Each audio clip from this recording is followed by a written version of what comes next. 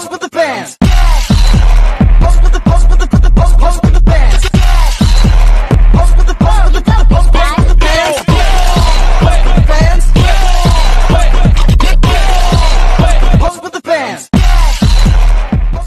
Pak C. Pagi juga Bu A, Pak B. Wah, semangat sekali hari ini. Tentu dong, siap kerja. Pada bagian ini, kita akan membahas secara mendasar mengenai apa itu emosi dan apa itu suasana hati, serta mengapa keduanya sangat penting dalam kehidupan sehari-hari maupun dalam konteks organisasi. Emosi adalah reaksi yang muncul secara cepat sebagai respons terhadap peristiwa tertentu. Reaksi ini bersifat intens, jelas pemicunya, dan biasanya berlangsung singkat. Contohnya, kita marah ketika rekan kerja kita tidak menepati janjinya, atau merasa senang ketika mendapat pujian dari atasan. Emosi melibatkan perubahan psikologis dan fisiologis, sehingga mempengaruhi cara seseorang berpikir dan bertindak. Sementara itu, suasana hati atau mood adalah kondisi perasaan yang lebih halus, namun bertahan lebih lama, bahkan bisa berjam-jam atau berhari-hari loh. Mood tidak selalu memiliki pemicu yang jelas. Misalnya, kita merasa muram seharian tanpa tahu penyebabnya, atau merasa ceria sepanjang hari meskipun tidak ada peristiwa khusus. Menurut Robbins, emosi yang awalnya dipicu oleh suatu peristiwa bisa berubah menjadi mood ketika fokus terhadap pemicunya itu berkurang. Emosi sering dianggap tidak rasional, tetapi sebenarnya memiliki fungsi sebagai sinyal penting untuk bertindak. Emosi meningkatkan kepekaan kita terhadap lingkungan, membantu menilai situasi, dan memandu dalam membuat keputusan. Tanpa emosi, manusia cenderung kesulitan mengekspresikan diri, sulit membangun hubungan sosial, dan sulit menentukan prioritasnya.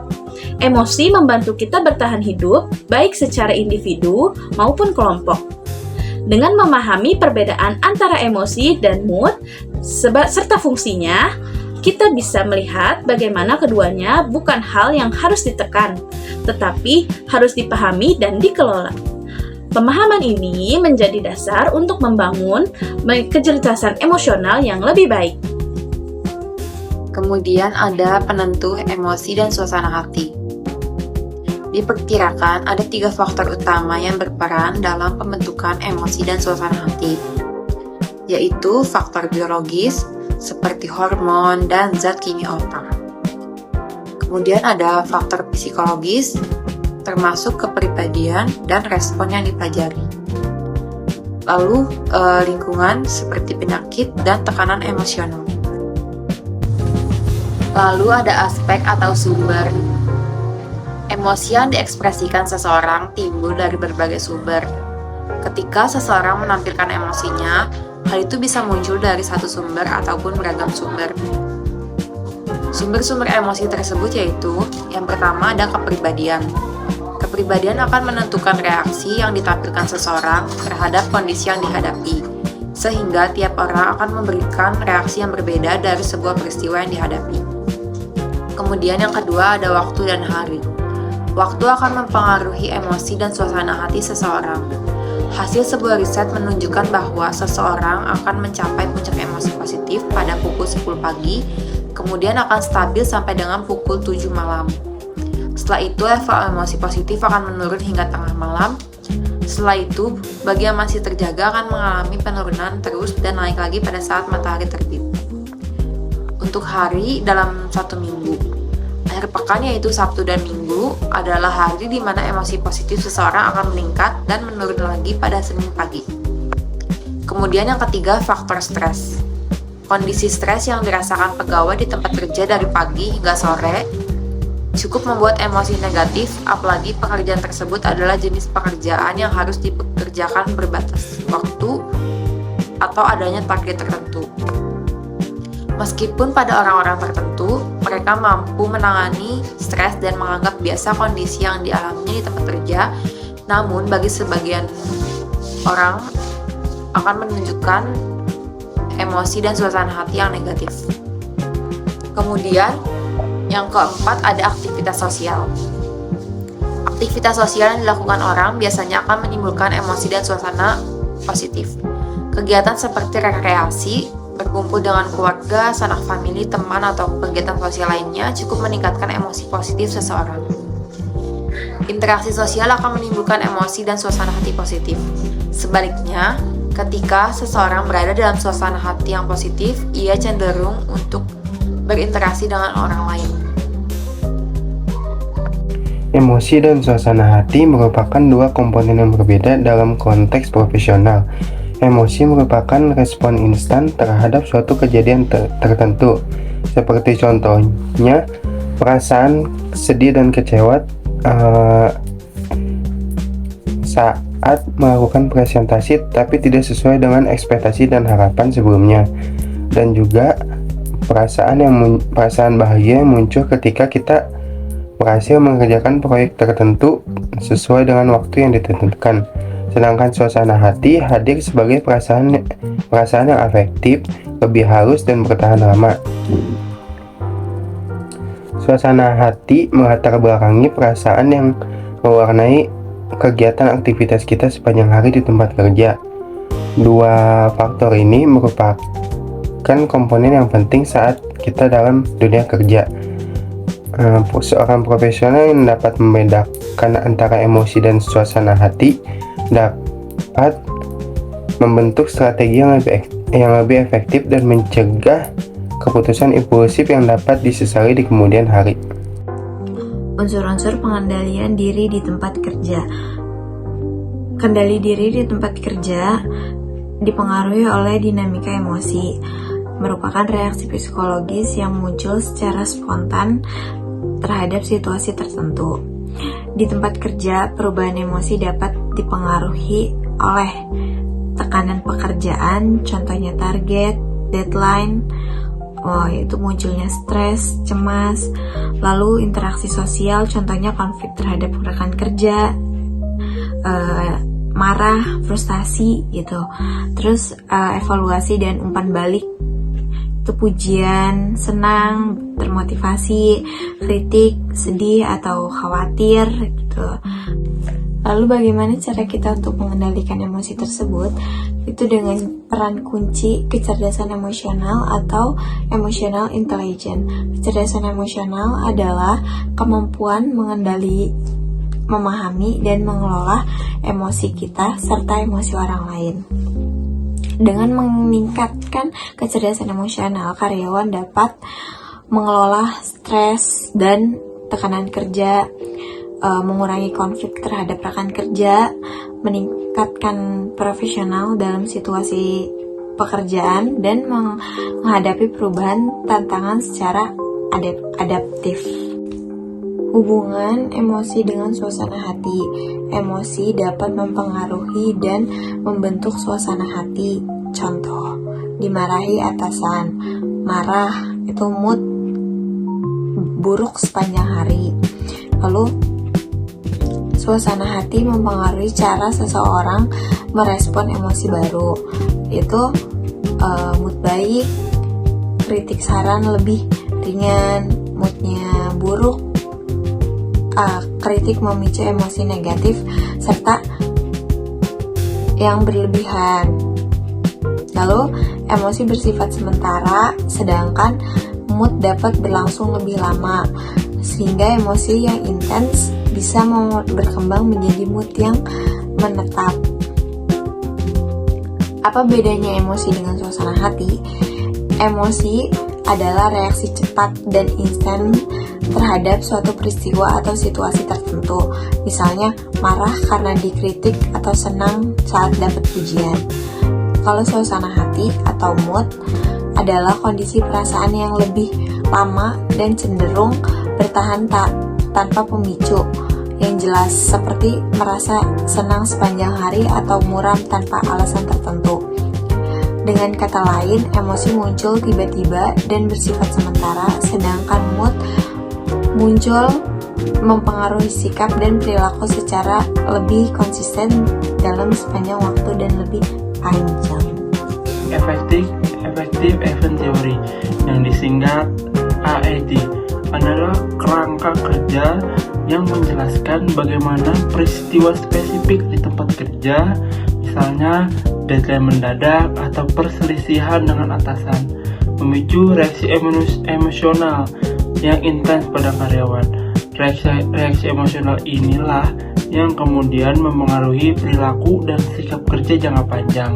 AET membantu kita memahami bahwa emosi harian bukanlah gangguan melainkan respon rasional yang membentuk kepuasan kerja secara keseluruhan. Contoh peristiwa positif efektif event teori yang pertama yaitu work event, peristiwa kerja. Seseorang karyawan diberi kesempatan mengikuti pelatihan profesional berbayar sepenuhnya oleh perusahaan karena kinerjanya dianggap konsisten dan baik. Yang poin kedua yaitu emotional reaction, reaksi emosional, senang, bangga, termotivasi. Yang ketiga yaitu affective state, mood yang terbawa, semangat untuk belajar dan bekerja lebih meningkat. Yang keempat ada judgment, yaitu penilaian terhadap manajemen lebih positif. Yang kelima yaitu behavioral response, atau yang disingkat atau perilaku proaktif menawarkan solusi dan ide. Dan contoh peristiwa negatif efektif event teori yaitu yang pertama work event, peristiwanya yaitu peristiwa kerja karyawan ditegur keras oleh atasan di depan tim karena kesalahan kecil tanpa diberi kesempatan untuk menjelaskan. Emosionalnya yaitu malu, marah, frustasi, merasa tidak dihargai. Yang efektif state-nya atau mood yang terbawa, sensitif terhadap komentar kecil. Judgment-nya, penilaian terhadap atasan menjadi negatif. Yang kelima yaitu behavioral response atau perilaku, kinerja menurun, kurang fokus, dan banyak kesalahan. Psikolog Paul Ekman mengidentifikasi 6 emosi dasar yang dialami manusia secara universal dan semuanya kerap muncul dalam konteks pekerjaan dengan manifestasi yang unik. Kebahagiaan hadir ketika kita meraih pencapaian atau mendapat apresiasi, memicu energi positif yang meningkatkan kreativitas dan kolaborasi tim. Kesedihan muncul saat menghadapi kegagalan proyek atau kehilangan kesempatan, membawa kita pada refleksi yang mendalam namun juga beresiko menurunkan motivasi jika tidak dikelola dengan baik. Kemarahan sering dipicu oleh ketidakadilan, hambatan yang tidak perlu, atau konflik dengan rekan kerja. Dan jika tidak dikendalikan dapat merusak hubungan profesional serta reputasi. Ketakutan hadir dalam bentuk kecemasan menghadapi presentasi besar, kekhawatiran akan penilaian atasan, atas keraguan terhadap kemampuan diri sendiri. Sementara itu, rasa jijik mungkin muncul terhadap perilaku yang tidak etis di tempat kerja atau praktik bisnis yang bertentangan dengan nilai pribadi kita. Kejutan sebagai emosi keenam terjadi ketika menghadapi perubahan mendadak atau informasi tak terduga yang menuntut adaptasi cepat. Emosi mengenali keenam universal ini dan memahami bagaimana emosi mempengaruhi perilaku profesional kita adalah langkah pertama menuju kecerdasan emosional yang matang. Dengan kesadaran ini, kita dapat merespon setiap emosi secara konstruktif, mengubah potensi gangguan menjadi kesempatan untuk pertumbuhan dan memperkuat kendali diri di tengah dinamika tempat kerja yang kompleks. Pada bagian ini, kita fokus pada pentingnya kecerdasan emosional atau EQ dalam kaitannya dengan kendali diri di tempat kerja.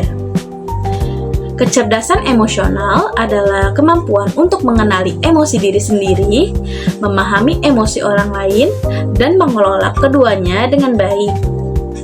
EQ bukan hanya tentang sensitivitas perasaan, tetapi merupakan kombinasi keterampilan yang berpengaruh langsung pada efektivitas kerja, seperti kemampuan berkomunikasi, empati, manajemen konflik, dan kemampuan beradaptasi dengan tekanan.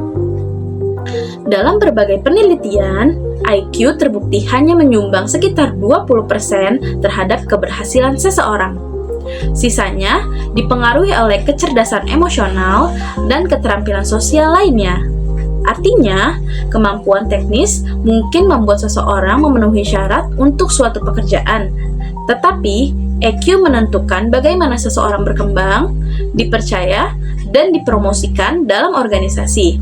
Dalam konteks kendali diri, EQ memiliki peran yang sangat besar ketika menghadapi peristiwa negatif, misalnya mendapat kritik keras atau mengalami tekanan tinggi. Seseorang dengan EQ yang baik dapat menahan reaksi emosionalnya.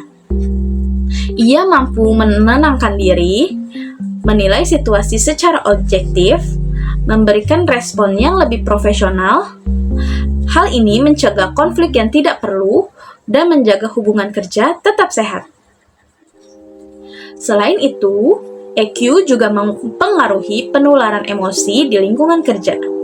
Dalam tim, emosi seseorang dapat menular pada orang lain, baik emosi positif maupun emosi negatif. Orang dengan EQ tinggi mampu menyadari dinamika ini dan mampu menjaga suasana kerja tetap kondusif. Mereka dapat mengelola mood tim, memberikan pengaruh positif, dan membantu mengurangi ketegangan. Oleh karena itu, kecerdasan emosional bukan hanya keterampilan tambahan, tetapi merupakan faktor kunci dalam menciptakan lingkungan kerja yang produktif, harmonis, dan adaptif terhadap perubahan.